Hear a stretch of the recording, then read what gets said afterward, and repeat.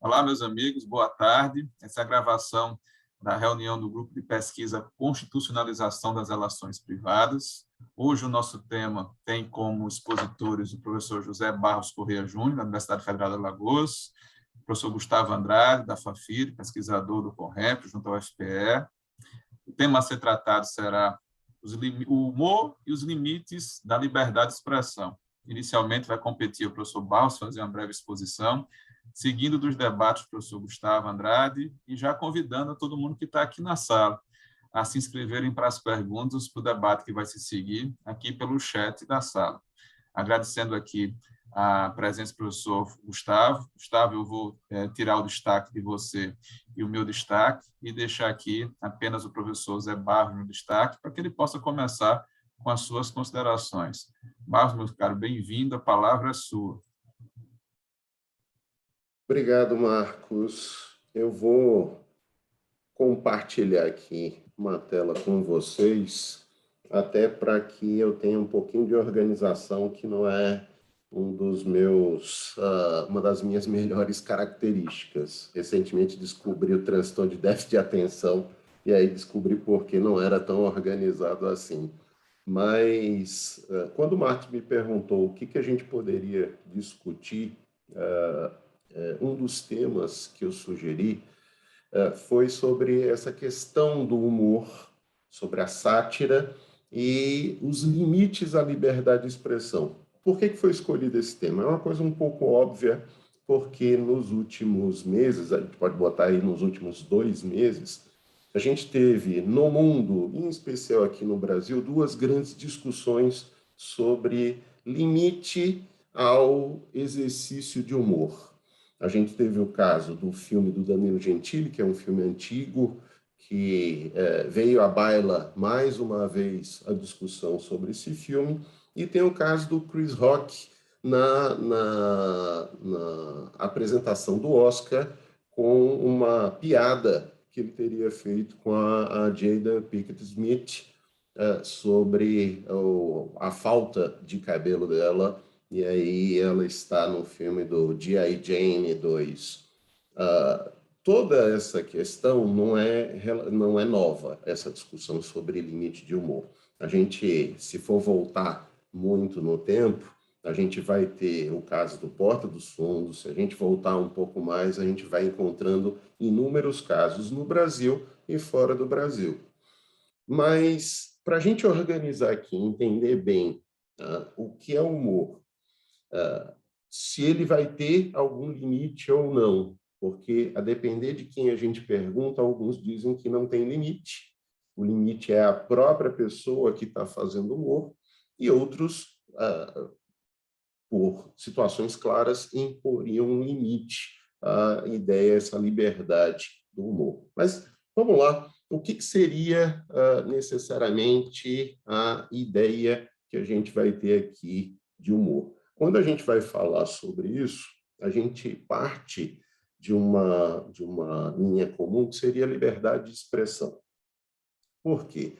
A liberdade é um grande guarda-chuva que a gente vai conter inúmeras formas de liberdade e, nessa temática, ganha um destaque a liberdade de expressão. E dentro da ideia de liberdade de expressão, a gente poderia fazer aqui uma outra discussão também entre liberdade de imprensa e liberdade artística. Se isso existiria limite, se teria limites ou não. Por que a gente pode discutir isso?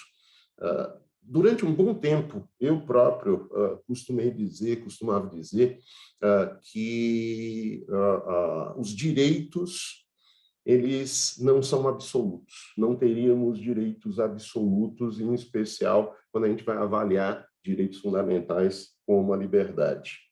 Mas, com o tempo, eu comecei a identificar alguns direitos que sim são absolutos e outros que não seriam absolutos. Por exemplo, o direito de não tortura, o direito de não sofrer racismo, de não existir racismo, são direitos absolutos. Eles não admitem exceção. Mas a liberdade ficaria como dentro disso? O Hayek, ele diz que o conceito de liberdade tem que ser um conceito negativo. Por quê? porque justamente a ideia de liberdade é a ideia de ausência de amarras. Então, eu criaria um limite, tá, para que o Estado, por exemplo, não limitasse, não retirasse ou mitigasse a minha liberdade. Na ideia que a gente passa a ter aqui, existe aí uma distinção que muitas vezes é feita entre a liberdade de expressão e a liberdade de imprensa. Aqui no Brasil, a gente tem seguido uma linha que dá uma conotação diferente quando vai falar de liberdade de imprensa. Por quê? A ideia da liberdade de imprensa é a ideia de um direito a uma informação, da própria formação da cidadania, você recebendo essa informação via imprensa, você também acabaria sendo livre. E como o próprio Supremo Tribunal Federal fala, a liberdade de imprensa é um corolário da democracia. Sem liberdade de imprensa, não vai haver democracia. Mas a gente vai poder chegar a falar, então, se a liberdade de imprensa é um corolário da democracia, então ela não pode sofrer limites sob pena de você limitar a democracia? Não é assim que a gente tem que ver. E se a própria ideia de liberdade de imprensa, nessa condição, ela sofre algumas vezes, em algumas situações, limites, o que aconteceria com a liberdade artística? Historicamente, se a gente for ver o texto da nossa Constituição, boa parte dos temas que foram lá colocados são oriundos de mais de 2 décadas que a gente teve de ditadura militar. Em razão disso, a pena, na hora de escrever a Constituição, ela pesa muito mais no sentido de garantia da liberdade contra uma censura.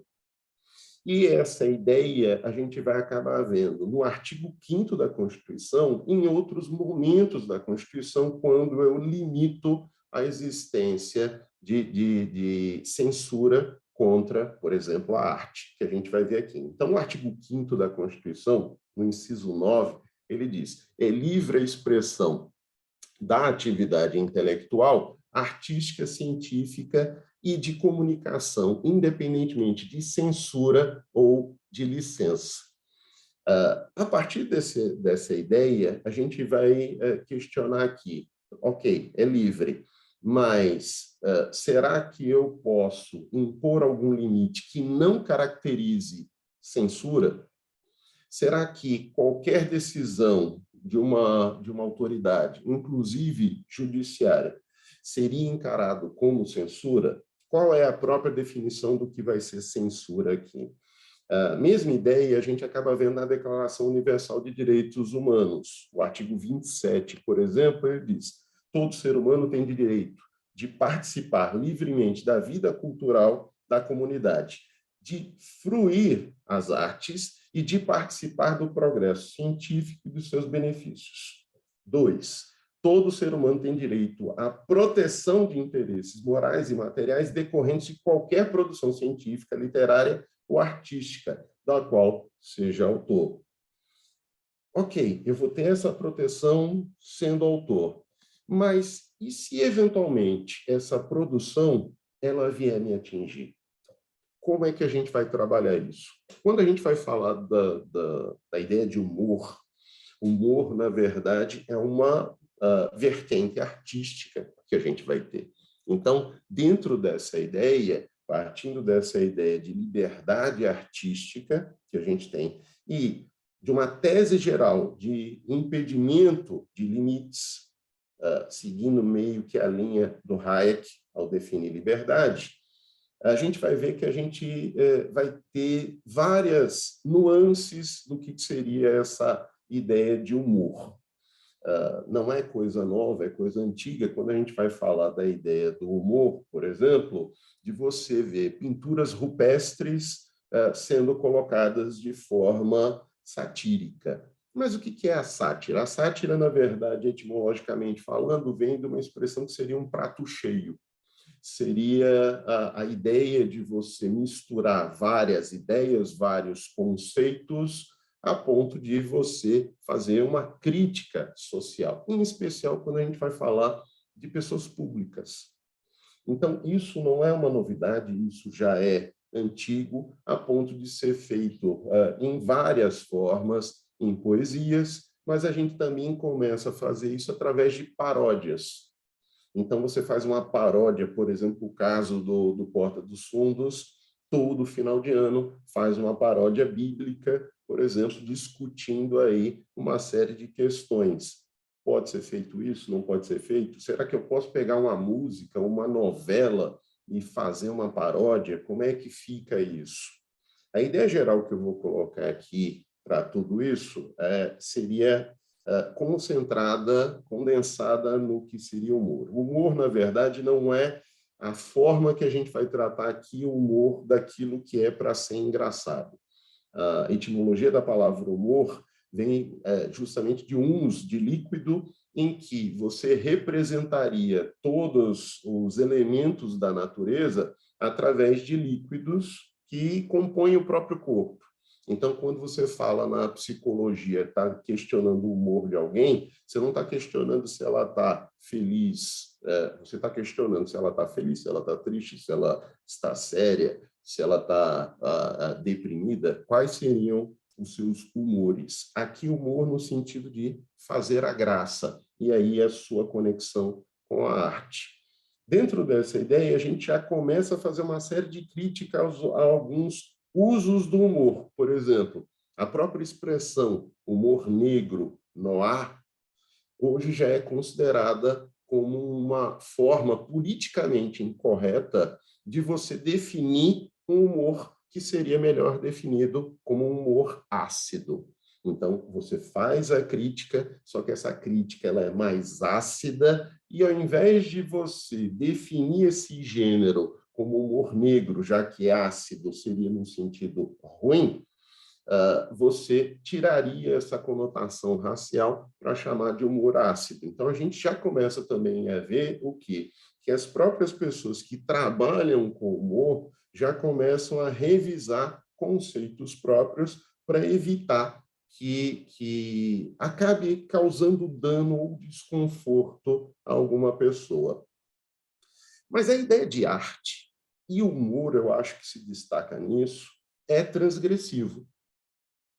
A ideia da arte em si é transgressiva e o humor isso se destaca. O problema é, será que essa transgressão vai admitir que se realize um dano?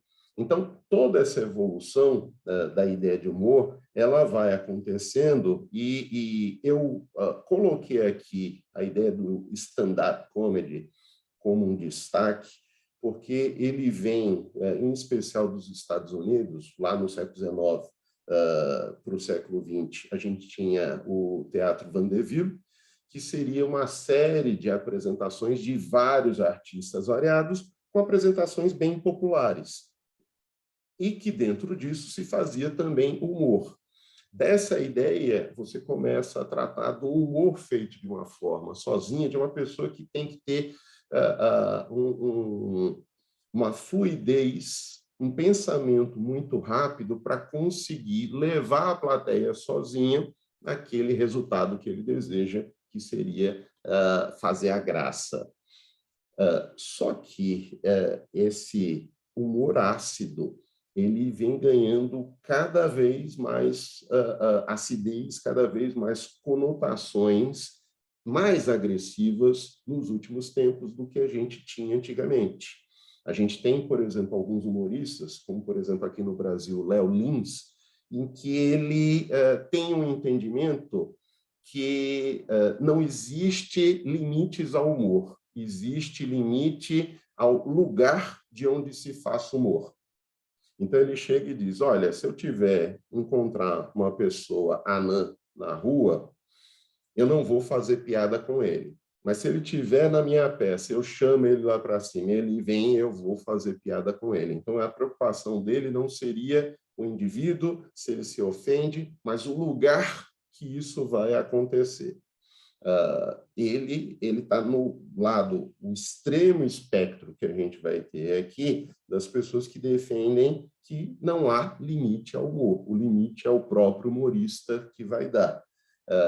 E a gente vai ter, do outro lado, pessoas que já começam a entender que tem certos assuntos, certos temas que não podem ser discutidos. Como é que a gente vai trabalhar isso? A minha ideia, em geral, é dividir aqui em duas situações.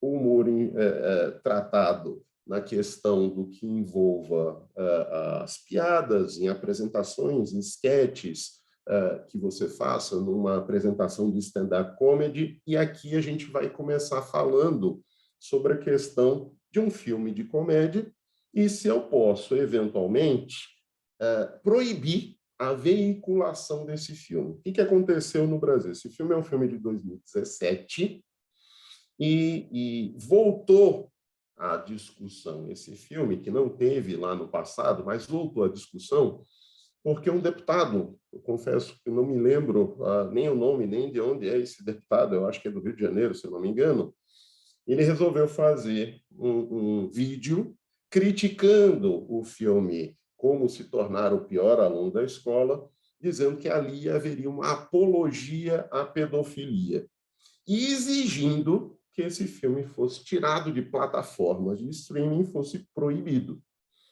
Inicialmente, houve uma reação do próprio governo, através do Ministério da Justiça, dizendo que iria determinar que fosse retirado o filme, a apresentação dele de plataformas como, por exemplo, Netflix. E, depois de um tempo, volta atrás e faz a reclassificação. O que poderia ser feito? Será que eu posso proibir a veiculação de um filme? Se a gente estiver falando de um filme, por exemplo, em que eu vou fazer uma apresentação, um discurso de ódio, em que eu não estou demonstrando história, mas eu estou incentivando o ódio, incentivando a violência, será que eu poderia proibir esse filme? A gente teve já uma situação análoga do Supremo Tribunal Federal proibindo a publicação de livros que negavam o genocídio judeu, negavam a ideia do nazismo como uma ideia de ódio. Eu poderia fazer isso aqui na ideia de um filme? Eu acredito que a gente tem essa possibilidade, mas não aqui nesse caso concreto. Esse caso concreto, a gente vê que existe uma normativa que regula, e ali o que se faz não é uma apologia à existência de crime, não há pedofilia. Muito pelo contrário, muitas vezes o humor ele acaba sendo utilizado como uma crítica social. Você utiliza o humor para criticar, por exemplo, a ideia de sátira na literatura, ela destaca, tal qual faz, por exemplo, um cartunista, ele destaca certas características da pessoa. Então, você faz a mesma coisa muitas vezes no humor. Você deixa certos fatos, certas nuances de certos acontecimentos mais destacados para chamar atenção. E muitas vezes a pessoa não vê naturalmente aquilo, mas com humor verifica e começa a até lutar contra aquela situação. E o que acabou acontecendo? O Ministério da Justiça, com base na portaria 502 de 2021, que entra em vigor em 2022, ele reclassifica o filme. E aí eu vou ser sincero para vocês. O filme antes estava classificado como 14 anos e passa a ser classificado como 16. E está de acordo, sim, essa reclassificação com a portaria. Eu tive a preocupação de procurar portarias anteriores, para a gente não ter o risco de dizer, não, isso foi mudado agora como um instrumento de perseguição. Não, as portarias anteriores colocavam da mesma maneira.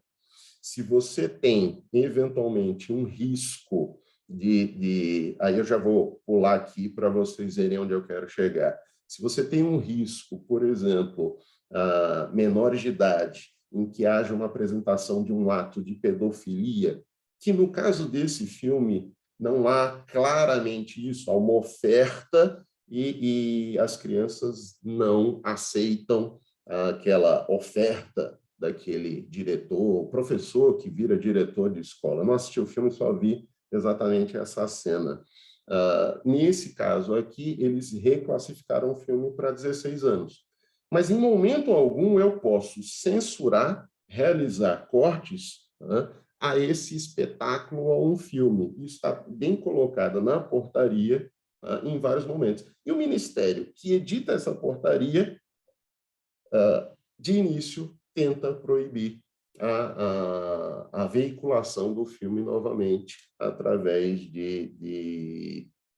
no serviço de streaming.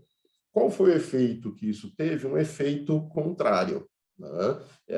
Isso é uma coisa que a gente vai ver que a justiça americana usa justamente para negar, em alguns momentos, condenações de danos contra humoristas, contra apresentadores de programa, que eles chamam de chilling effect. Então, esse efeito aqui foi o contrário. Tá? Foi um efeito que a gente costuma chamar de efeito Streisand. Por causa de um caso da Barbra Streisand, muita gente correu e fez o contrário do que ela queria, que era conhecer a casa dela. Aqui, na situação, o que aconteceu? Todo mundo correu para assistir, todo mundo, entre aspas, correu para assistir o filme pulou para terceiro, quarto ou quinto mais assistido na plataforma. E a gente tem situações parecidas com essa, quando, por exemplo, o ex-prefeito do Rio de Janeiro, Crivella, ele proíbe a venda de um gibi da Marvel que haveria um beijo gay.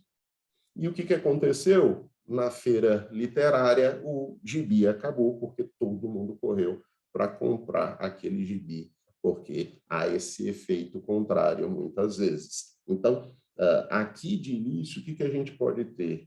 Não é caso para você negar, mas eu deixo uma questão, uma dúvida. Será que se eu tivesse, de fato, uma apresentação, num filme, ou em qualquer apresentação outra de teatro, palestra, o que for, em que eu faça uma apologia ao ódio, será que eu poderia interferir, negar, censurar de fato? Como isso aconteceria? É importante a gente fazer essa discussão. E aí, dentro disso, eu vou colocar aqui para vocês, para a gente já caminhar para o final, a ideia é se a liberdade, em especial aqui, liberdade de expressão artística, mas, em geral, liberdade, se poderia ser encarado como um direito absoluto ou seria relativo. Vou ser bem rápido, é um direito relativo. Por quê? Eu entendo, fazendo aqui uma linha de raciocínio parecida com o que faz o Karl Popper sobre tolerância. O Karl Popper diz o seguinte: se você prima pela tolerância, você tem que ser tolerante com o intolerante. Lendo aqui, a ideia do intolerante é aquela pessoa que pensa ao contrário de você.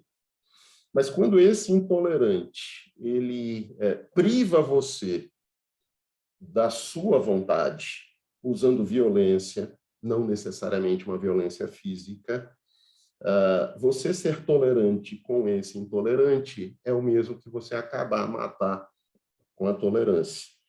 Nessa linha de raciocínio, eu acabo entendendo que, se a gente colocar a liberdade, em especial aqui, de expressão e artística, sob um viés absoluto, certamente eu corro o risco de eu acabar com a liberdade. Por quê? Porque, a partir do momento que eu admito que eu tenho a liberdade para fazer o que eu quero, eu estou invadindo a esfera alheia. E, ao invadir a esfera alheia, eu estou privando o meu vizinho de liberdade. E, ao fazer isso, eu estou negando o próprio conceito aqui de liberdade. Então, eu faço aqui uma linha de raciocínio muito parecido com o que faz o Karl Popper na ideia da tolerância, eu faço na ideia da liberdade. Eu acho que funciona da mesma maneira. Então, eu teria o quê? Uma visão de liberdade num sentido relativo. Existe um autor liberal, que é o John Stuart Mill, que no livro dele, se eu não me engano, Fundamentos da Liberdade, agora não me lembro agora o nome do livro, exatamente. O John Stuart Mill, ele diz o seguinte: é a obrigação do Estado garantir liberdade para todos. Para todos. Mas essa minha liberdade, ela não pode gerar dano a outra pessoa. Porque a partir do momento que eu gero dano a outra pessoa, a minha liberdade tem que parar. E aí surge aquilo que ele chama de princípio de dano, e depois os seguidores dele chamam de princípio do dano alheio, criando um limite à ideia de liberdade. E aí é uma coisa que eu trago como crítica, por quê? Porque quem tem essa noção atual de liberdade, de liberalismo, muitas vezes tem uma visão equivocada de achar que liberdade de expressão é poder fazer o que você quiser e que não há limites. Mas esses limites seriam o limite do dano patrimonial, do dano físico? Quando o Stuart Mill desenvolveu essa ideia, e os exemplos que ele coloca são nesse sentido.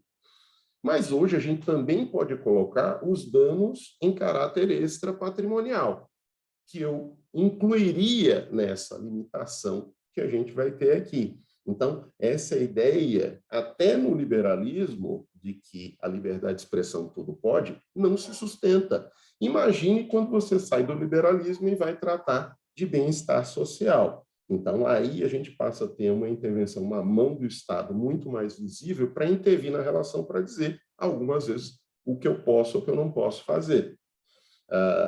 Certamente o Stuart Mill, a ideia dele inicial era o que, não, eu tenho liberdade para fazer tudo, mas, por exemplo, o Estado pode me obrigar a pagar imposto. Então, ele diz, olha, aqui eu vou limitar a liberdade. Então, ele vai colocando situações da época dele. Se a gente atualiza isso, a gente passa a ter uma ideia que piadas ferem. Então, eu já estou respondendo aqui, a piada pode ferir. Tá? O Milo Fernandes, ele tem uma capa do Pasquim, está mais adiante, em que ele diz que o humorista atira, mas não atira para matar. Aí vem essa dúvida, será realmente de fato? Será que o humorista não atira para matar? Será que essa visão, por exemplo, que o Léo Lins coloca, não seria o humorista atirando para matar? Alguns humoristas eles têm dosado a pílula nos últimos tempos, e aí tem entrado em situações mais impondo um alto limite. E é isso que a gente vai ver aqui. Esse limite poderia vir do Estado. Como isso vai ser feito? Muitos gritam, isso é censura. Desde a Declaração Universal dos Direitos Humanos até a própria Constituição Federal, a gente veda a censura, em especial quando a gente vai falar de artes. Por quê? Porque a gente já passou uma limitação durante a nossa história recente. A gente teve mais de 2 décadas de censura aqui no Brasil às artes. Mas não é só aí. Se a gente for voltar historicamente, a gente teve, no período colonial, uma proibição completa de editoras no Brasil. A gente tinha, depois, com o Império, uma liberdade de expressão, mas Dom Pedro I ficava controlando aquilo que poderia ser publicado ou não. E só décadas depois é que a gente passa a ter uma maior liberdade. Mesmo que garantido na Constituição, a gente não tinha essa liberdade de forma irrestrita. E aí a forma mais recente que a gente tem de censura é da parte da ditadura militar. Mas eu tenho um questionamento. Será que o que alguns ditos liberais chamam de censura não seria, na verdade, eu volto já para cá, mas não seria, na verdade, uma tutela judicial contra a lesão ou ameaça a direito? Porque quando a gente fala de danos extrapatrimoniais, não é um dano que possa ser reparado. Eu tenho uma compensação até. eu não tenho uma reparação para voltar ao estado anterior. Então, muitas vezes, o uso de certas tutelas, de uma tutela inibitória, se faz necessário. E isso é censura? Entendo que não. Nesse caso, não. Mas como a gente levaria isso em conta? Tá? A gente tem que levar em conta aqui situações que tratariam sobre a incidência. O professor Paulo tem um texto que fala sobre liberdade de expressão, liberdade de imprensa, e ele faz uma crítica ao sistema de ponderação de valores e fala, trata como coloca Conde Miranda, mas também fazendo uma crítica sobre a questão da incidência. Então, eu vou trabalhar a ideia da incidência da norma jurídica e verificando o caso concreto, o tempo, o espaço, todas as condições que permeiam aquela situação, eu vou verificar como é que eu vou trabalhar esse sistema de intervenção aqui nessa liberdade. Como é que isso seria feito? Eu acho que talvez o principal fator, o ponto de partida, seria essa ideia do Stuart Mill, no livro dele sobre a liberdade, em que ele fala o único propósito, o único limite que a gente vai ter a ideia de liberdade que se legitima o único propósito com o qual se legitima o exercício do poder sobre algum membro de uma comunidade civilizada contra a sua vontade é impedir o dano a outrem. Então, a ideia inicial seria essa daqui. Eu fecho aqui com vocês só com uma discussão que eu vou jogar aqui, que é a seguinte. Aqui no Brasil, a gente costuma dizer que é censura a tutela inibitória e diz que tudo se resolve depois. Se resolve em indenização. Só que a gente tem casos, como, por exemplo, do Larry Flint e o pastor Jerry Falwell, lá nos Estados Unidos, que a Suprema Corte americana julgou que não seria possível nem mesmo a fixação de uma indenização, porque isso levaria àquele que eu falei agora há pouco, o chilling effect, de criar um medo, um temor na liberdade de expressão. E aí, contra isso, a Suprema Corte americana chegou a falar, olha, não é crime e não vai haver também nenhuma indenização nesse caso. Então, aí vem a pergunta, a gente não pode ter a tutela inibitória porque é censura, não pode ter a condenação de indenização por danos morais porque vai também limitar a liberdade de expressão. O que a gente vai fazer? Vai deixar acontecer o dano? Eu deixo aqui, obrigado, já estourei meu prazo mais do que devia, deixo aqui com vocês a minha apresentação. Passar aqui e devolver para o Marcos. Obrigado, professor Barros. Eu vou chamar aqui o professor Gustavo para, na sequência, já fazer os comentários deles. Eu continuo recebendo aqui as inscrições. E, professor Paulo, só lhe pergunto se quer falar depois de Gustavo ou depois dos debates. O senhor me disse aqui no chat para poder organizar a atividade. Por enquanto, Gustavo, meu caro, a palavra é sua. Obrigado, Marcos. Boa tarde a todos e todas, meus amigos, minhas amigas. É sempre bom, né, estar com vocês nessas nossas reuniões. Saúdo a todos na pessoa do professor Paulo e da professora Fabíola. Eu acho que esse tema, parabéns a Barros, né, pela sua exposição. Esse tema, ele na verdade, né, na minha opinião, inesgotável. Você terá sempre, né, sobre o que falar e sobre o que debater e pesquisar, mas Barros trouxe uma exposição bem completa, e como eu tinha visto o material antes, eu optei por fazer trazer, na verdade, 4 pontos, 4 reflexões que também eu deixo aqui para a gente poder debater, né? A primeira delas diz respeito a algo que eu tenho também nessa pesquisa, mas antes mesmo já vinha lendo sobre o assunto, Barros, que fala sobre uma diferenciação na forma de expressão humorística, né? Porque, segundo uma parte da doutrina, haveria a mensagem direta, né, a liberdade de expressão com a mensagem direta, sob qualquer forma, e a mensagem humorística. E a diferença entre um e outro é que a mensagem humorística ela teria um menor potencial ofensivo por não ser tão clara, né? Ou seja, e ser elaborada de uma linguagem diferente para um público diferente. E eu me lembrei muito da época em que eu era jovem, criança e jovem, que tinham os programas de televisão que faziam críticas políticas com linguagens, né, com linguagem subliminar e muitas vezes, né, criando situações, enfim, o que a gente costumava chamar de humor inteligente ou algo do gênero. Só que o humor, a manifestação, né, da expressão, eu acho que a gente tem que dividir. Eu acho que essa visão está ultrapassada. O que a gente tem hoje, na verdade, né, o usuário, principalmente nessa geração que a gente vive, da internet, a gente tem o usuário como o formador de conteúdo, né?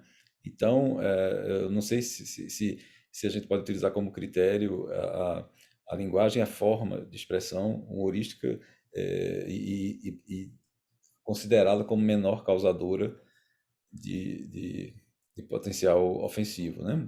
Ter menor potencial ofensivo. Então, eu trouxe aqui como exemplo o caso do programa Pânico na TV, humorístico, né? Para a gente, eu vou colocar aqui no chat para vocês a decisão do STJ. Enquanto isso, eu passo para também e falando sobre o assunto. O Pânico na TV decidiu, é um programa de televisão que eu acho que, né, todos já ouviram falar. Então eles decidiram que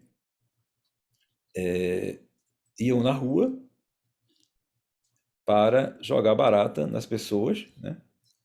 E eu acho que foi jogar barata nas pessoas e filmar a reação delas para exibir na televisão, e um público muito grande, né, assistia e gostava desse tipo de humor, né?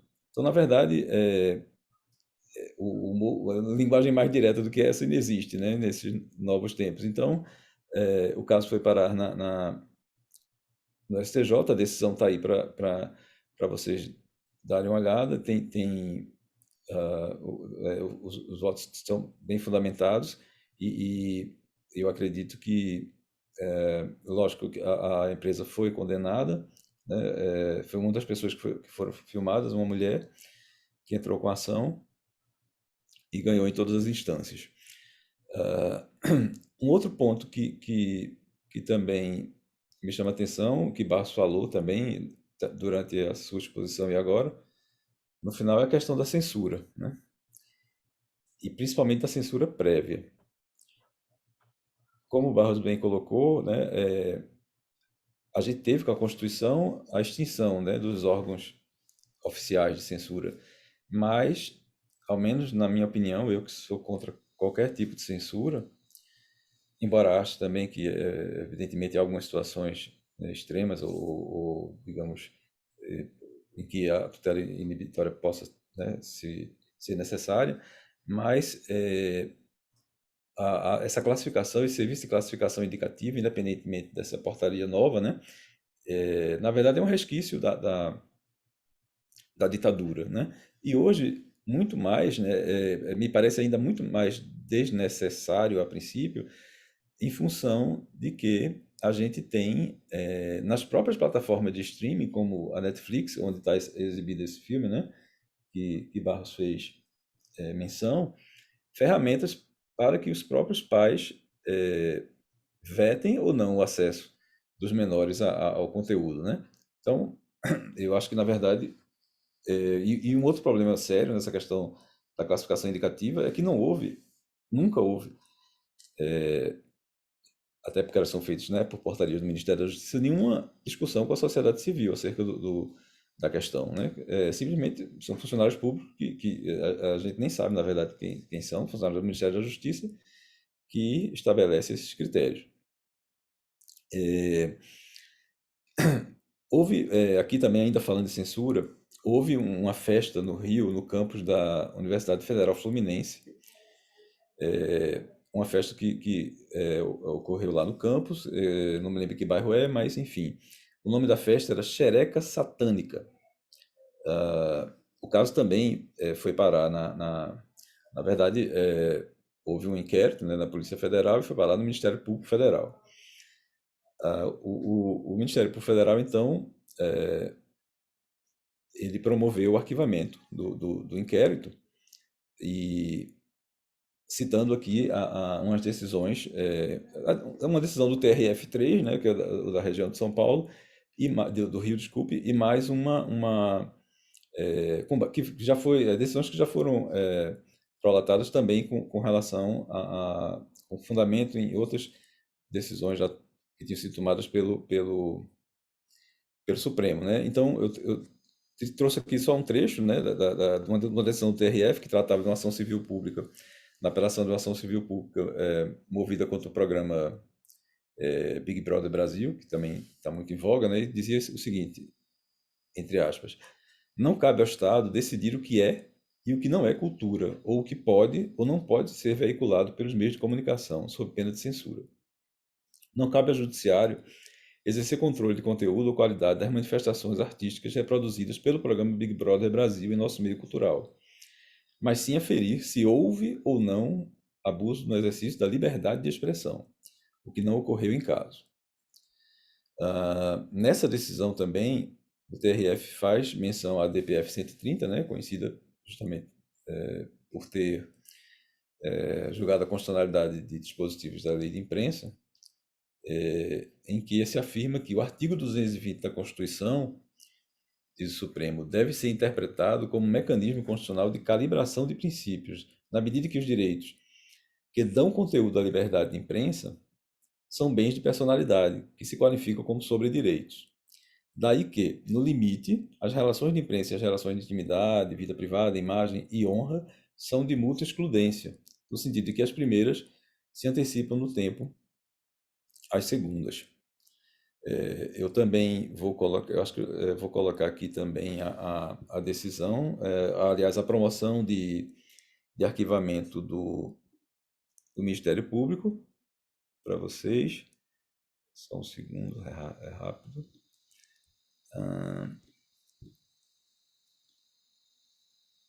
Também foi.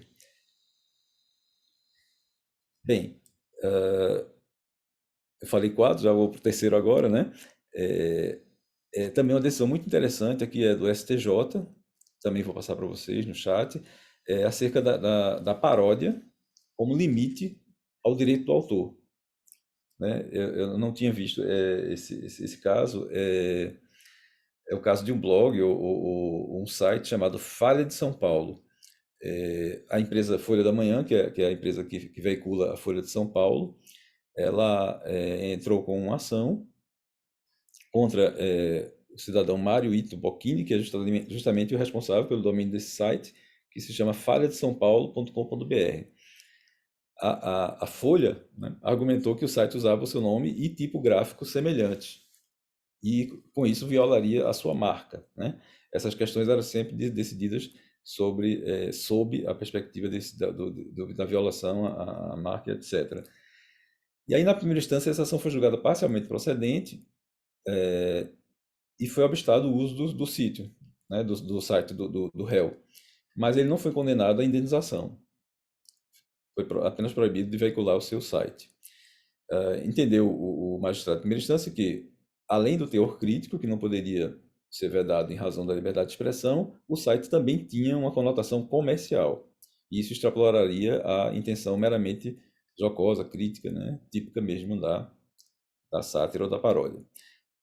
Então, o réu apelou ao Tribunal de Justiça de São Paulo, só que o Tribunal de Justiça de São Paulo negou o provimento ao recurso, mantendo a sentença, inclusive, os seus próprios fundamentos. Então,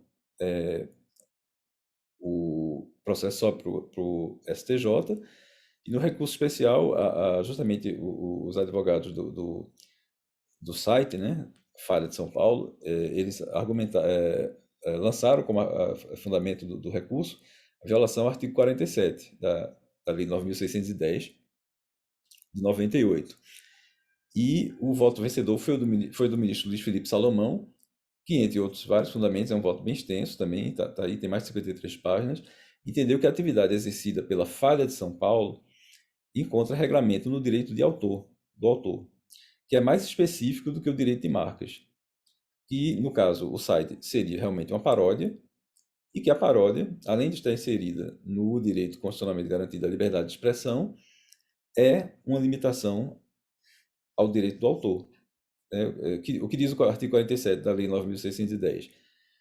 São livres as paráfrases e paródias que não forem verdadeiras reproduções da obra originária nem lhe implicarem descrédito. Então, com esse fundamento, o voto do ministro Luiz Felipe Salomão, que era o relator, mas houve divergência e foi por maioria, foi com esse fundamento que esse recurso especial, então, foi parcialmente provido. Vou colocar agora no chat o voto, na verdade, o julgado, o teor integral da julgado. Pois bem, último ponto, já realmente terminando, eu queria também trazer um recorte de gênero aqui para essa questão do humor e da liberdade de expressão, né, e a violação dos direitos da personalidade. Né, sabemos todos, né, o Brasil é um país extremamente desigual e a gente também percebe muito nas questões relacionadas à sátira e humor, enfim, intuitos, né, discriminatórios e às vezes até mesmo de violência principalmente contra a mulher. A gente vê isso muito em letras de músicas, né, e, por exemplo, né? Mas tem dois casos paradigmáticos que eu trago aqui. Um é também Danilo Gentili, mais uma vez ele, né, Barros citou aí o filme, e eu acho que também, né, vocês devem lembrar que ele divulgou um vídeo também, né, nessa qualidade de humorista. Ele tem um perfil no Instagram ou no Twitter, não lembro exatamente qual foi das duas plataformas, mas ele publicou conteúdos ofensivos à deputada federal Maria do Rosário, né? E terminou sendo condenado pelo crime de injúria. E já condenado pelo crime de injúria, ele recebe uma notificação extrajudicial para retirada do conteúdo, né, lá do perfil dele, e simplesmente grava outro vídeo, rasga a notificação extrajudicial na frente do vídeo e esfrega o papel nas suas partes íntimas. Então, esse é um caso também foi muito divulgado na época. E, para terminar, realmente, um caso que é de 2020, eu não conhecia, mas, né, na pesquisa recente descobri que a própria Porta dos Fundos, Barros, né, que né, sempre está aí, né, na pauta, justamente vítima muitas vezes, né, de fundamentalismo ou de censura mesmo, né, a questão, né, religiosa, eles são muito irreverentes, enfim, sempre estão, né, gostam de provocar, enfim, mas isso é a democracia, e tiveram inclusive a sede deles, né, foi vítima inclusive de atentado. Mas eles mesmos, né, caíram numa cilada. Eles têm um personagem que faz uma paródia justamente com a vereadora de Curitiba, que foi a vereadora com o maior número de votos, né, na última eleição para prefeito e vereadores de Curitiba. Ela é do Partido Novo. O nome dela é Indiara Barbosa, o nome da vereadora. Eu não lembro o nome do personagem, mas a questão, vou aqui compartilhar rapidamente, aqui só para mostrar a reportagem. Só um segundo.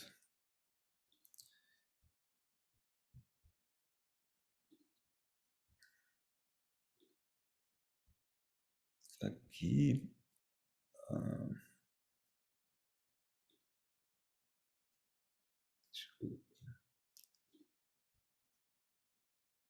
Eu não estou conseguindo aqui. Porta dos Fundos. Porta dos Fundos é acusada de machismo. Vejam só.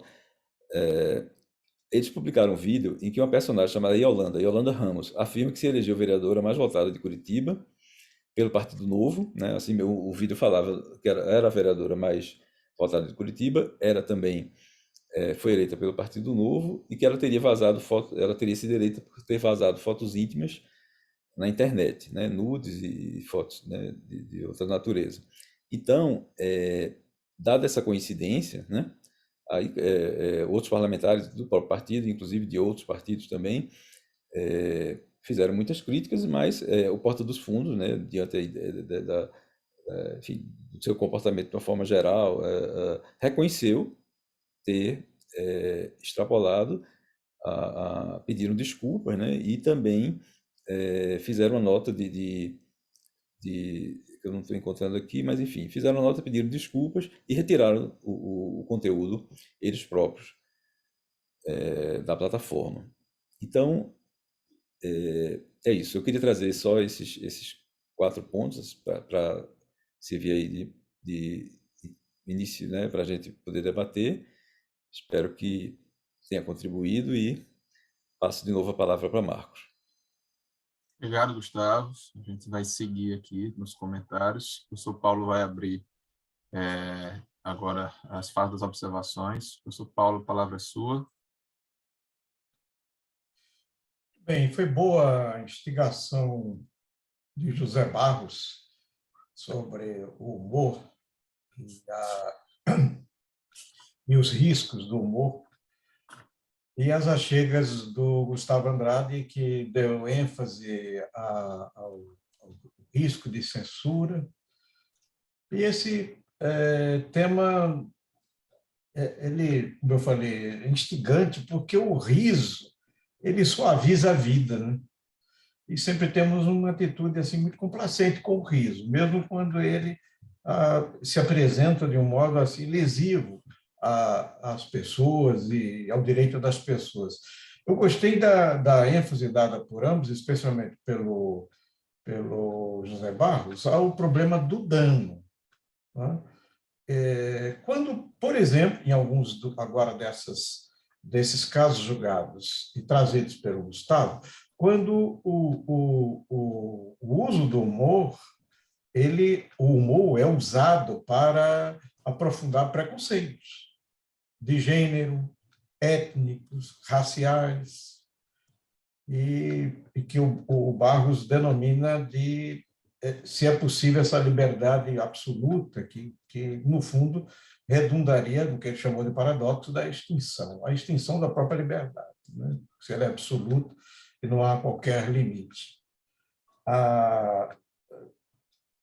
Nós sabemos que a Constituição brasileira não permite não admite que haja qualquer direito ou princípio absoluto, no sentido de que ele é absoluto aí no sentido de ilimitado.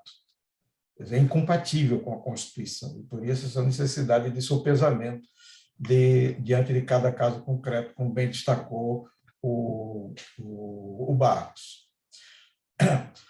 A evocação da lei de imprensa é importante, como eu já escrevi sobre isso, o Barros fez referência.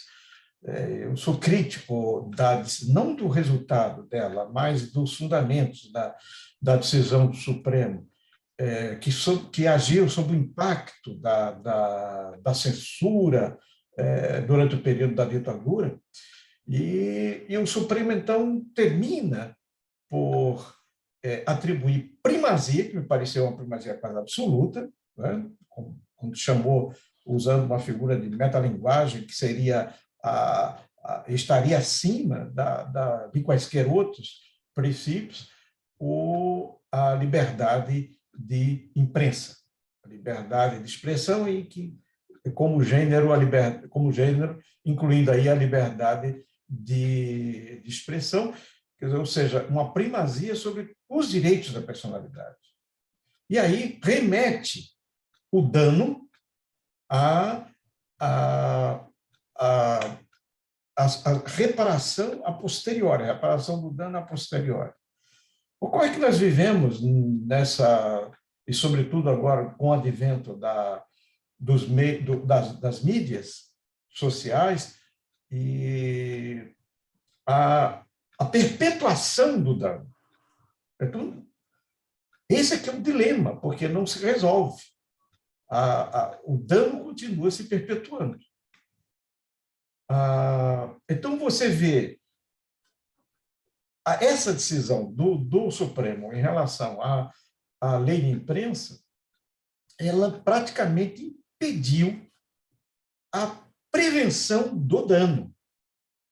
E esse dano, como eu me referi, é um dano futuro, certo e continuado. Um dano, portanto, ele é futuro, se projeta no futuro, ele é certo que vai acontecer, e acontece, ou seja, ou já aconteceu e vai continuar acontecendo.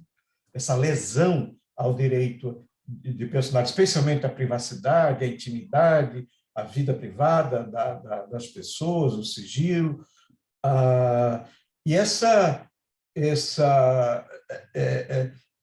nesse sopesamento, o Supremo pôs a reparação do dano como do dano que poderia ser evitado apenas a posteriori, o que praticamente impede que o sistema de justiça possa atingir a reparação integral. Fazendo agora um exercício mental das etapas do dano e da responsabilidade civil, especialmente da responsabilidade civil, nós sabemos que no século XIX, a responsabilidade subjetiva, ou seja, depositada toda na culpa, ela não tinha um fundamento moral como se sustentava. Ele foi o resultado, sim, do triunfo da liberdade econômica burguesa, com o processo de industrialização, com a tutela preferencial do ofensor, que se traduzia naquela expressão francesa tão conhecida que é pas de responsabilité sans faute, ou seja, nenhuma responsabilidade sem culpa. No século XX, como nós sabemos, com a percepção dos riscos e dos riscos evitáveis do processo, especialmente do processo de industrialização, já no início do século XX, com as obras de Salery e de Josserand, também, na França, eu poderia dizer que houve a regra do século XIX é substituída por nenhuma responsabilidade sem dano. Veja, a primeira, no século XIX, nenhuma responsabilidade sem culpa, e no século XX, nenhuma responsabilidade sem dano, né? Pas de responsabilité sans dommage. Seria esse, então, a grande orientação que se desenvolve no século XX. E o século XXI, que nós estamos agora ainda no início? Eu diria que o século XXI, acrescentando, portanto, essas etapas da responsabilidade subjetiva e da responsabilidade objetiva, ele é o século em que está se desenvolvendo uma pluridimensão da responsabilidade civil. Não basta apenas a culpa, não basta apenas o dano, e passa a tratar também de responsabilidade quando o dano nem existe e pode não existir. Eu diria, então, que seria, usando ainda o esquema francês, eu diria que seria nenhuma responsabilidade sem, vou usar agora a expressão contida na Constituição que o Barros fez referência, que ele lembrou. Poderia ser assim, nenhuma, usando a Constituição Federal, o artigo 5º, inciso 35, né? Nenhuma responsabilidade sem lesão ou ameaça a direito. Então, nenhuma responsabilidade sem lesão ou ameaça a direito. Ou seja, ou lesão efetiva ou lesão potencial de direito individual ou coletivo. Como diziam os antigos gregos, em ato ou potência.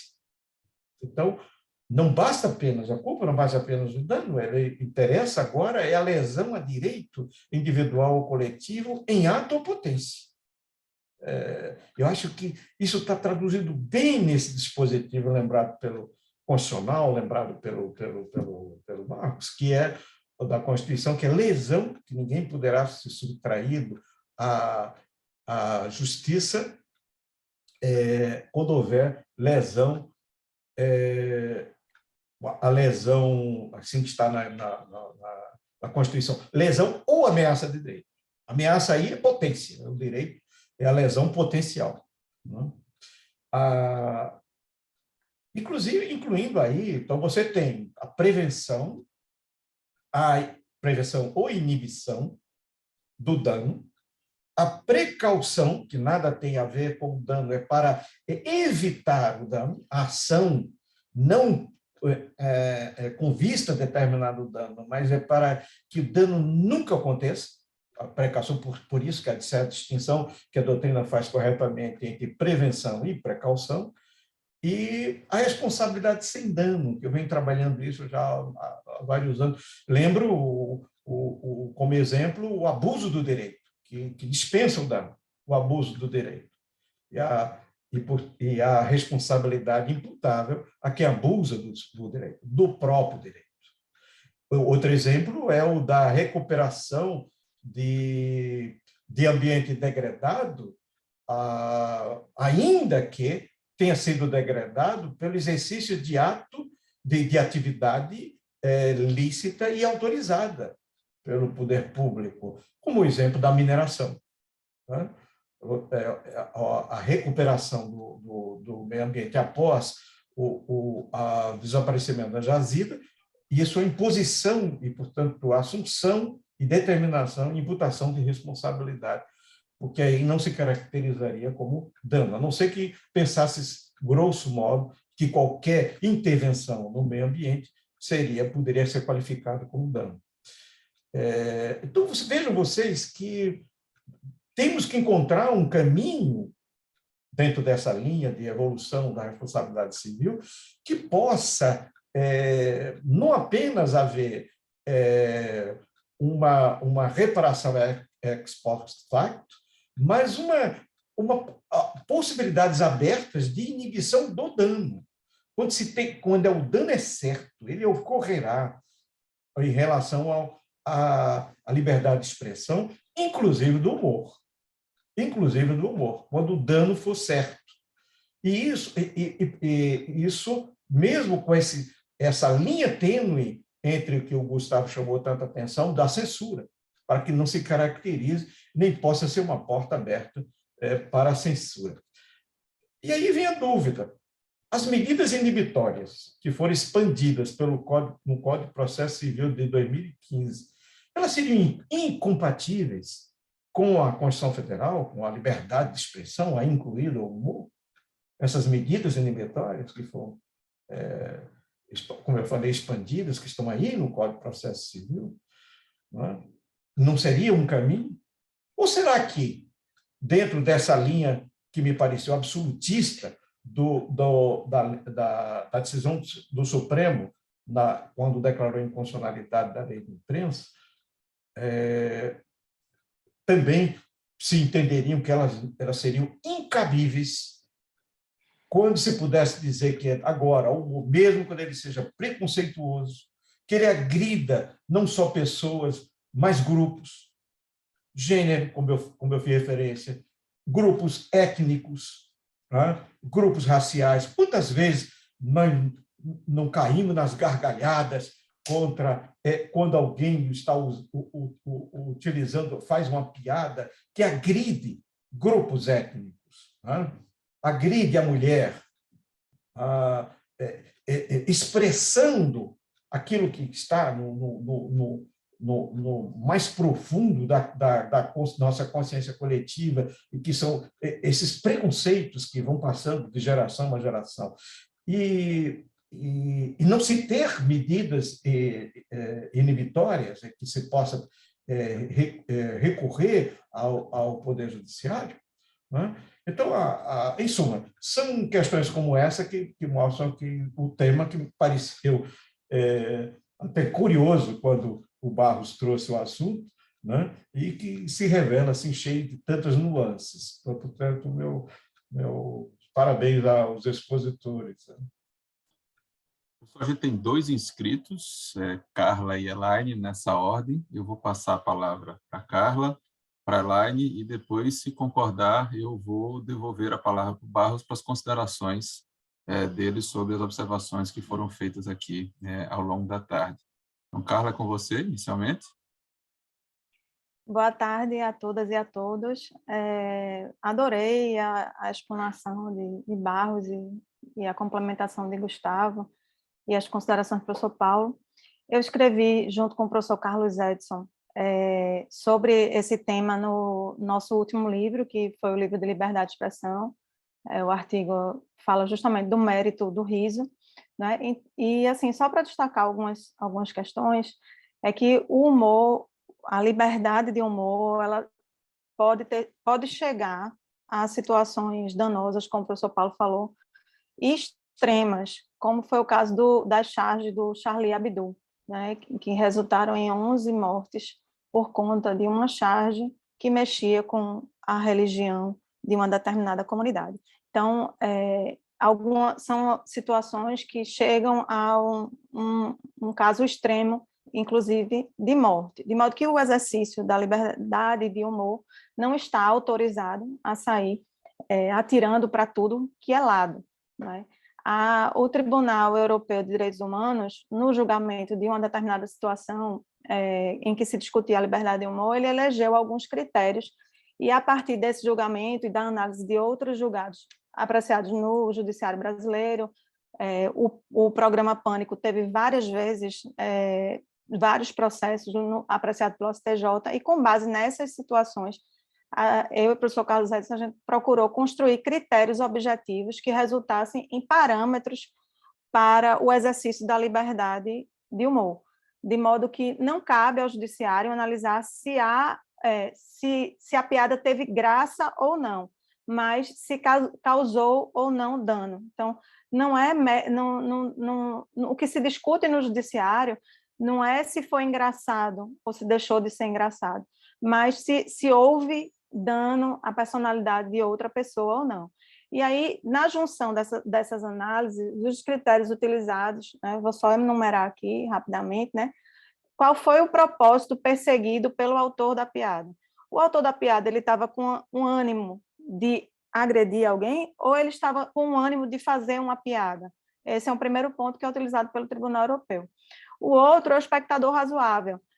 Você tem que olhar a realização da piada não sob a perspectiva da vítima, mas sob a perspectiva dos espectadores destinatários que estavam assistindo àquela piada, não é? Porque a vítima ela vai ter o subjetivismo peculiar de toda vítima que sofre um dano.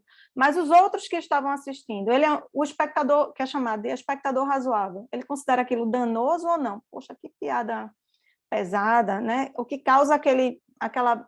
Não causa riso, mas causa um certo rancor, uma certa dor em outras pessoas que não a vítima, né? Então, um espectador razoável. O contexto das ações incriminadoras. Aquela piada ela foi utilizada mediante que contexto? Né? Em que contexto a piada foi utilizada? O conteúdo impugnado. Então, qual foi o conteúdo utilizado da piada? Foi uma piada racista? Foi uma piada misógina? Foi uma piada, sei lá, de outra ordem, né? E o impacto potencial dos meios de veiculação. E nesse caso específico do impacto, é diferente o impacto de uma piada postada na internet, nas redes sociais, que viraliza, né?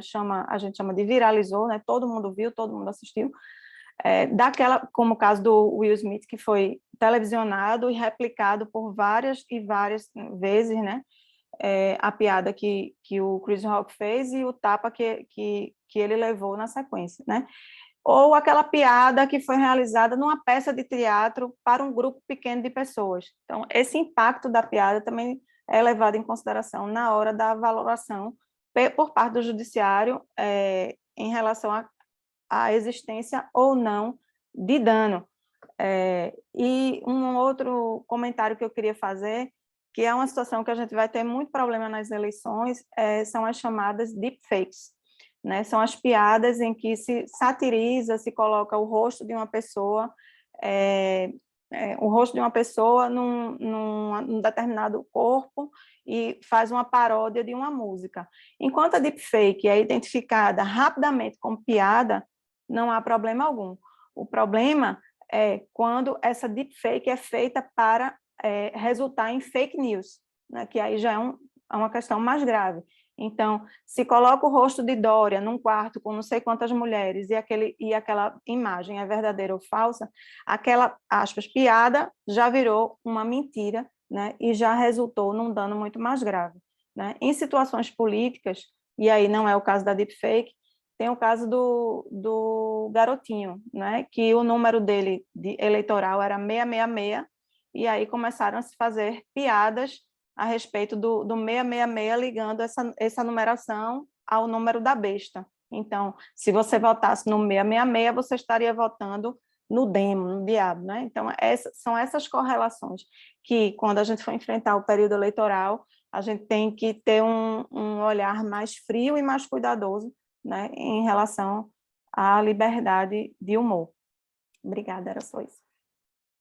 Obrigado, Carla. A professora Fabíola pediu uma parte, Elaine, vou colocar a professora Fabíola para falar e depois passo para você.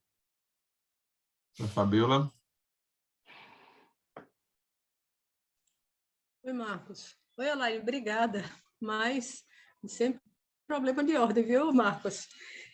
Mas já que você passou, boa tarde a todos. Barros, excelente a sua contribuição aqui no grupo, Gustavo também, mas são dois casos bem recentes que eu também trago para a gente refletir, que um foi exatamente o deputado Eduardo Bolsonaro, ao duvidar da tortura da jornalista Miriam Leitão.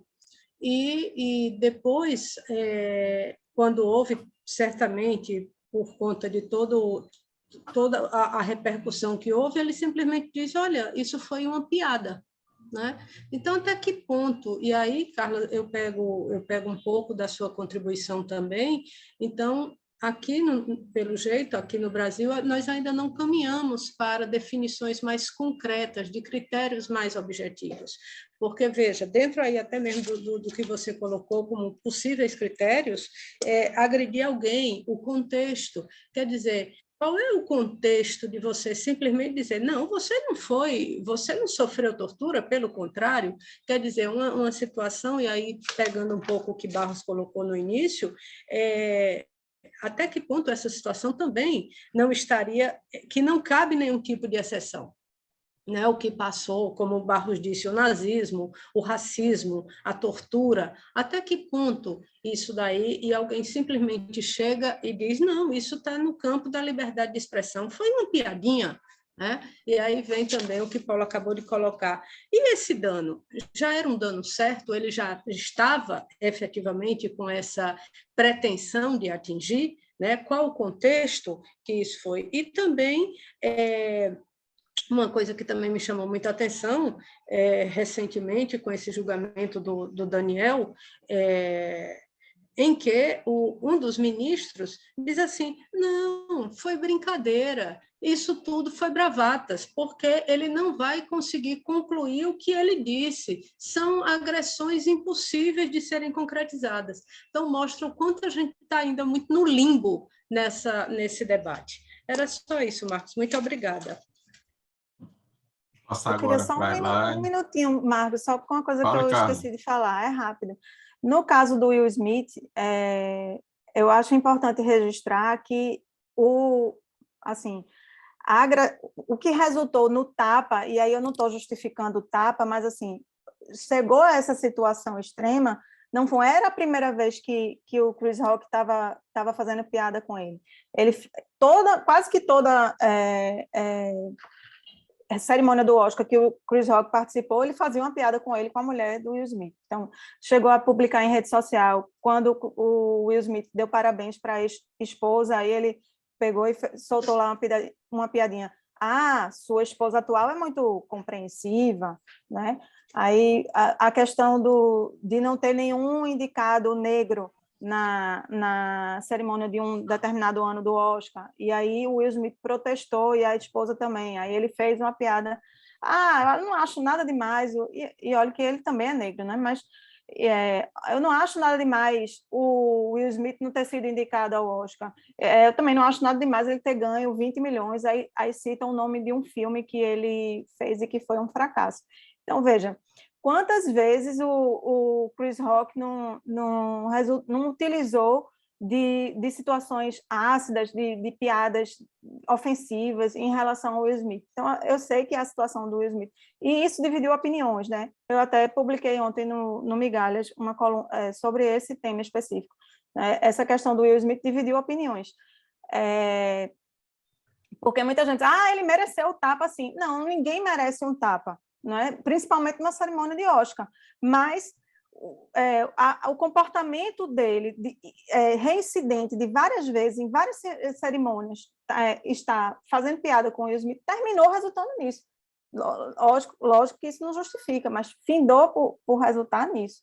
Né? Então, essa questão do Will Smith eu ainda vou apreciar em outro trabalho que eu estou fazendo aqui do doutorado. Carla, vou passar a palavra para a Elaine agora. Olá, boa tarde a todo mundo. Eu acho interessante estar revisitando esse tema, e estou dizendo revisitando, pode até parecer estranho, né? Porque minha tese de doutorado foi sobre dano existencial, não teve a ver com liberdade de expressão.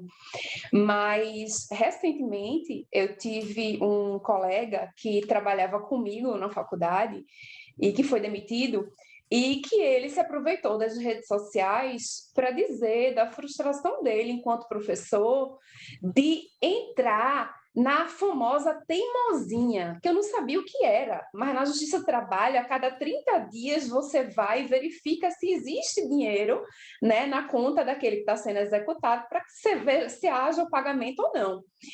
Ele simplesmente, no Instagram, ele fez um comentário dizendo que estava sendo muito difícil ele receber as verbas rescisórias das quais ele fazia jus, uma vez que não estavam sendo encontrado dinheiro nas contas da executada para que houvesse o pagamento. A faculdade em questão ingressou com a ação de danos morais contra o professor, pedindo 20 mil reais de indenização. Uma faculdade que não tem dinheiro para pagar a verba rescisória a um professor entrou com ação de indenização por danos morais.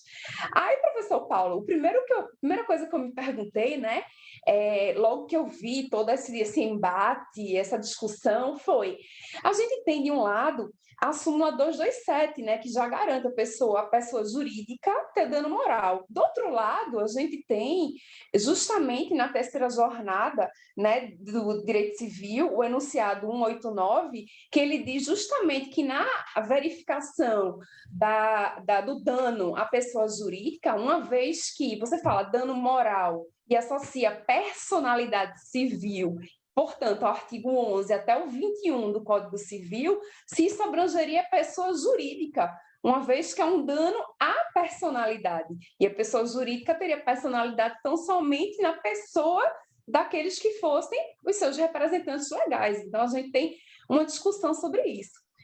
Para a gente tentar mais ou menos chegar ao que Carlinha falou, junto que Gustavo falou, junto que Fabíola falou, junto que o professor Paulo, ou seja, junto que Barros falou, aí eu vou ler para vocês a decisão do juiz em sede de liminar desse professor, tá? Porque aconteceu mês passado isso.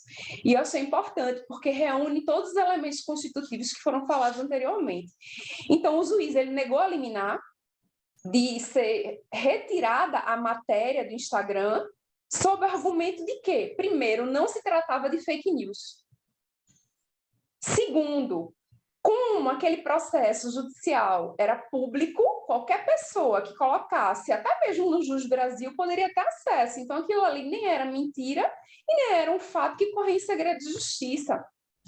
Terceiro, o juiz, ele diz aqui, eu estou aspiando agora, tá? Ele diz assim: neste norte é admissível a exclusão de conteúdo, conforme disposto no artigo 19, parágrafos 3º e 4º da Lei 12.965, 2014, quando a postagem é causadora de lesão de direito da personalidade. Aí ele diz, no caso em apreço, contudo, as postagens impugnadas referem-se à manifestação de descontentamento com a ausência de pagamento de verbas rescisórias em processo judicial cujo conteúdo é público.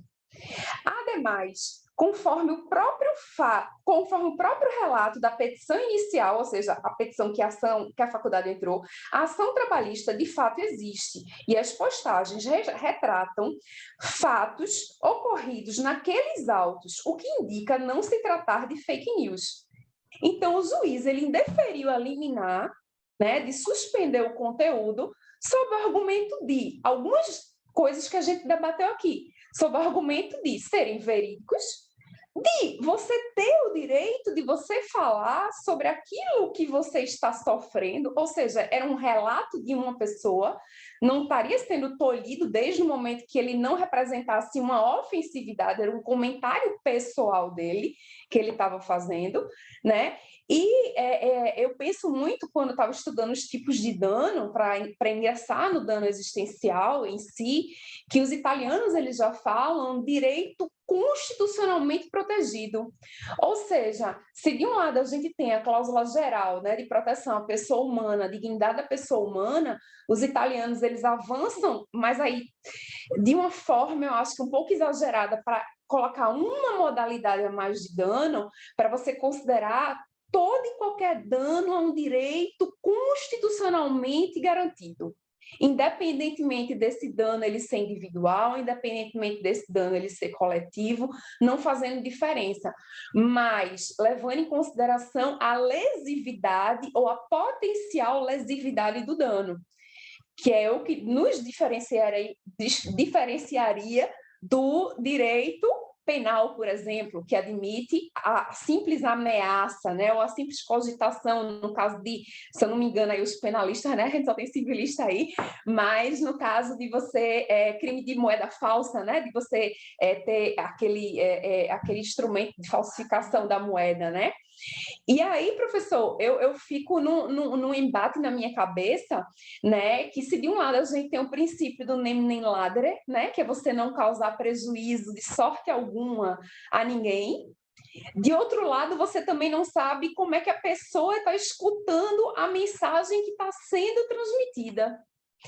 Aí, recentemente, minha mãe psicóloga, ela chegou em mim e fez assim, minha filha, eu não entendi, um paciente meu veio falando sobre um termo chamado, eu estou escrevendo aqui, tá, minha gente, só para não errar, gaslighting. Vocês já ouviram falar nisso, minha gente?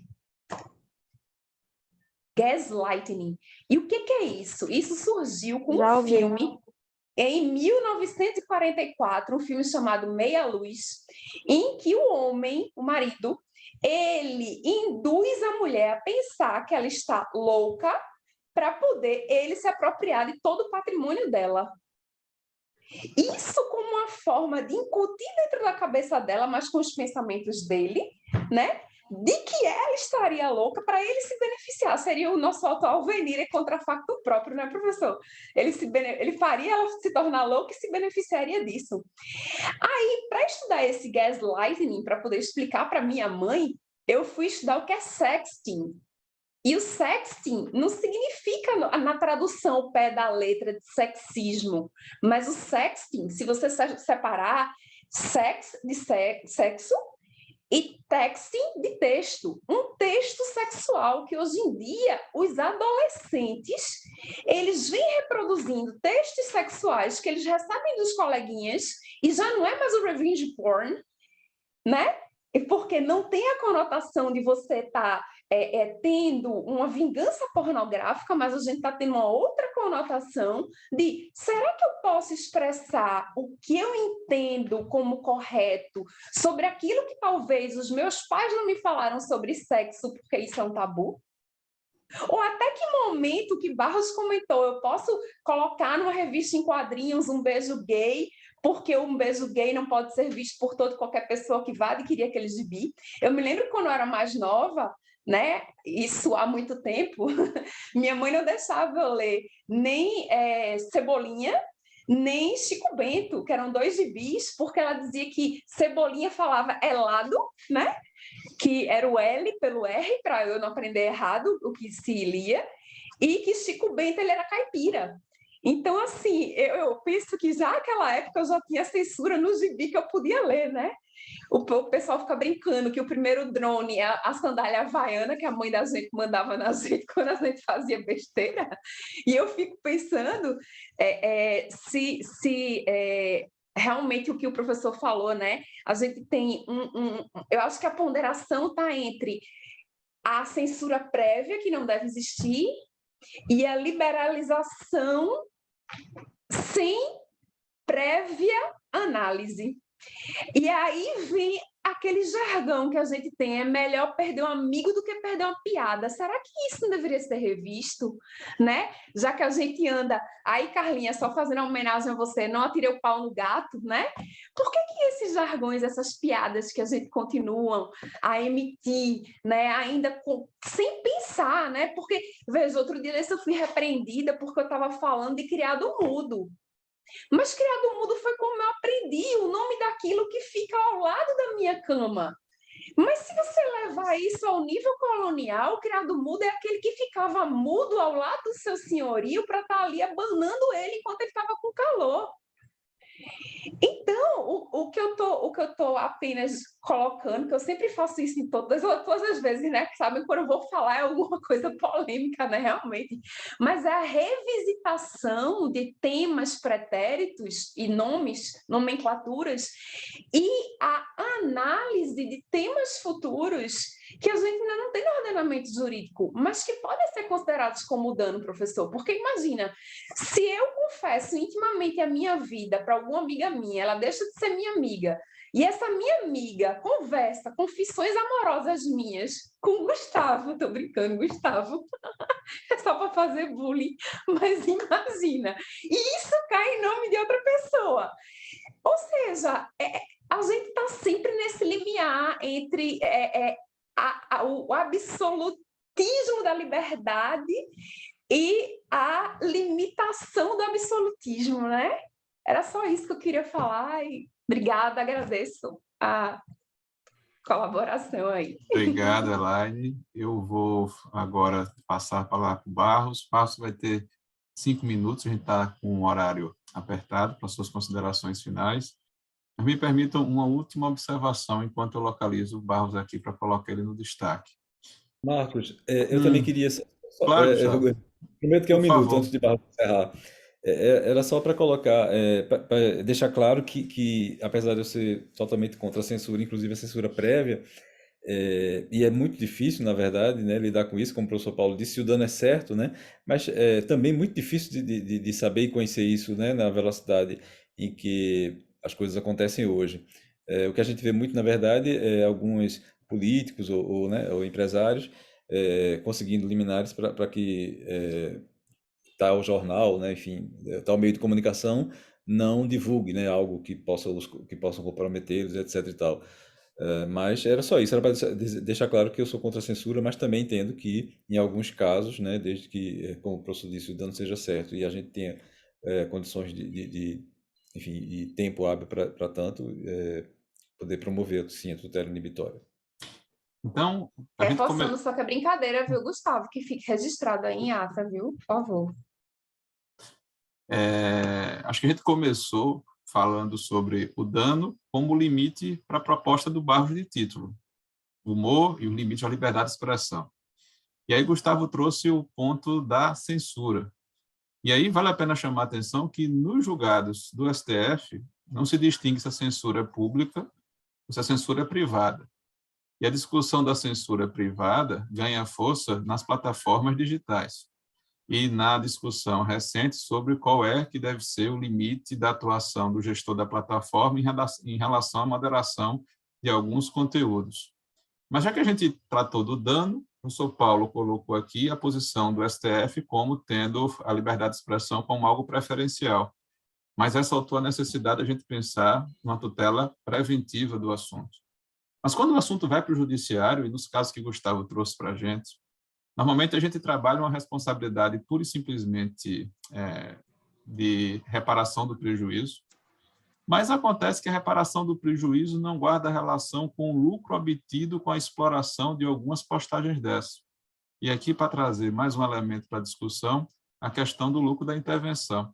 A gente tem mais ou menos um tabelamento oficioso em relação aos danos no Brasil, e muitas vezes sai mais barato pagar a indenização do que, por exemplo, devolver o lucro que foi obtido com as visualizações que aquelas postagens tiveram, principalmente se aquelas postagens atingirem o efeito Streisand que o professor Barros demonstrou aqui. E dito isso, Gustavo, a gente vai se afastar aqui do destaque para que o Barros faça as conclusões dele e a gente fechar a nossa conversa de hoje à tarde. Barros, por favor. Gente, eu queria agradecer, primeiro os agradecimentos de vocês, mas também fazer aqui algumas pontuações. Uma das coisas que eu gostaria de propor é a gente trabalhar melhor a ideia do que seria censura, diferenciando da tutela inibitória que a gente falou aqui. E evitar o uso da expressão censura, porque essa realmente a gente tem que rechaçar. Então, como o Gustavo falou, quando o político quer vedar alguma crítica a ele, tem um caráter, sim, de censura na maioria das situações. Por quê? Porque é uma pessoa pública. Eu acho que isso também tem que ser levado em conta na hora de avaliar. Mas, muitas vezes, como o professor Paulo colocou, depois que eu sofri o dano, como é que vai resolver? E se ele for continuado, pior ainda. Que preocupação eu vou ter, Carla, quando a gente fala... um dos critérios, não estou criticando, mas fazendo daqui um trabalho da gente pensar. Quando falar, todo mundo, ninguém gostou daquela piada, o que aconteceria? É o que o Léo Lins fala, por exemplo, que eu falei. Ele disse, a piada é boa se uma pessoa gostar. E sempre vai existir aquela pessoa que pensa da mesma forma que aquele comediante, entre aspas, e vai acabar rindo. E como o Marcos destacou aqui, às vezes o ganho dele, da divulgação dessa piada, é muito maior do que uma eventual indenização. Ele bota no custo-benefício e ele continua fazendo aquilo. Ele sabe que existe um público que vai alimentar ele continuar fazendo isso. No que a professora Fabíola colocou, concordo. Primeiro que Eduardo Bolsonaro de comediante não tem nada, muito pelo contrário, mas ele faz uma tentativa do que ele chama piada, colocando da pena que ele teria da cobra que foi colocada quando a Miriam Leitão estava grávida. Ele dizer que isso é piada é aquilo que eu questionei. Ok, a gente não pode fazer uma censura, eu não posso proibir um filme ou cortar um filme.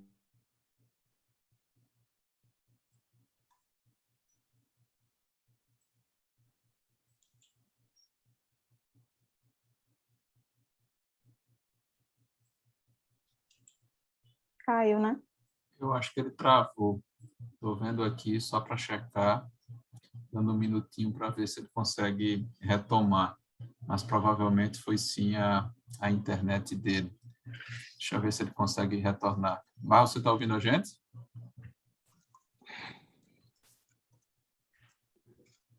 Eu acho que caiu mesmo, pessoal. Então, professor Paulo, pelo adiantado da hora, se ele não conseguir voltar agora nesses próximos minutos, eu vou fechar aqui a gravação.